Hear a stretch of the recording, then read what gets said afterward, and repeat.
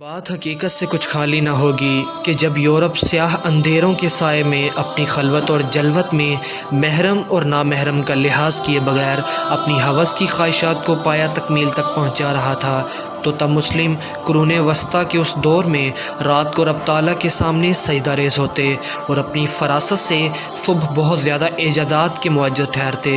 اور آپ ذرا ہسٹری آف مسلم ایرا کو زیر غور لائیں اور مسلم گولڈن ایج کا مطالعہ تو کریں تو حیرانگی اور تعجب سے ششد رہ جائیں گے کہ آج کی ہر بڑی ایجاد کے پیچھے مسلمانوں کے ذہن سے حاصل شدہ بنیادیں ہی ہیں۔ الحازمی یہ وہ پہلا سائنسدان تھا جس نے قوت کمیت اور وزن کے درمیانی فرق کو واضح کیا اور اس بات کی آگاہی دی کہ ہوا کا وزن اور کثافت میں محل وقوع کے اعتبار سے کمی پیشی ہوتی ہے، اور یہ دریافت کیا کہ زمین کے مرکز پانی کی کثافت سے سب سے زیادہ ہوتی ہے۔ اور الحازمی ہی نے بہت زیادہ سائنسی آلات دریافت کیے جیسا کہ سٹیلیارڈ بیلنس اور ہائیڈروسٹیٹک بیلنس۔ وہ پہلے سائنسدان تھے جنہوں نے theory of central of gravity کو متعارف کروایا اور اس کو 3 ڈائمینشنل بیلنس پر لاگو کیا، اور انہوں نے ہی گریویٹیشنل سائنس کی بنیاد رکھی۔ اور ان کی کتاب میزان الحکمہ، جس میں آپ یہ سارے ایجادات کے بارے میں پڑھ سکتے ہیں، اس کو انگلش میں دی بیلنس آف وزڈم کے نام سے یاد کیا جاتا ہے۔ عمر خیام علم نجوم اور علم ریاضی کے بہت بڑے فاضل تھے، شمسی کیلنڈر کے بانی بھی یہی ہیں۔ ابو اسحاق زرقانی یہ پہلے ماہر فلکیات تھے جنہوں نے 1080 میں زمین کی سورج کی گرد گردش کو پہلا نظریہ قرار دیا۔ الحسین بن الہیثم یہ پہلے سائنسدان تھے جنہوں نے روشنی پر درست تجربات کیے، اور آج روشنی کی ساری ترقی انہوں کی مرہون منت ہے۔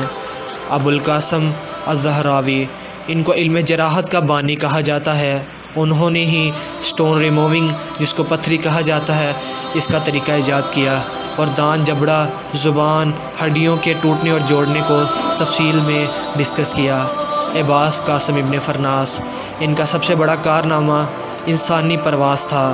انہوں نے پانی کی گھڑی ایجاد کی، کرسٹل بنانے کا فارمولہ بنایا، اور ایک حیرت کردہ ایجاد انہوں نے اپنے تجربہ گاہ میں شیشے اور مشینوں کی مدد سے ایک ایسا پلانٹیریم بنایا جس میں لوگوں کو بیٹھ کر ستاروں اور بادلوں کی حرکت اور اس کی گرج چمک کا مظاہرہ کرواتے۔ ان کا مجسمہ آج بھی بغداد ایئرپورٹ میں نصب ہے۔ ہمارے مسلم سائنسدانوں کی لسٹ بہت زیادہ طویل ہے جنہوں نے سائنسی علوم میں کمال کیا۔ مقصد صرف ہم سب میں شعور کی بیداری ہے۔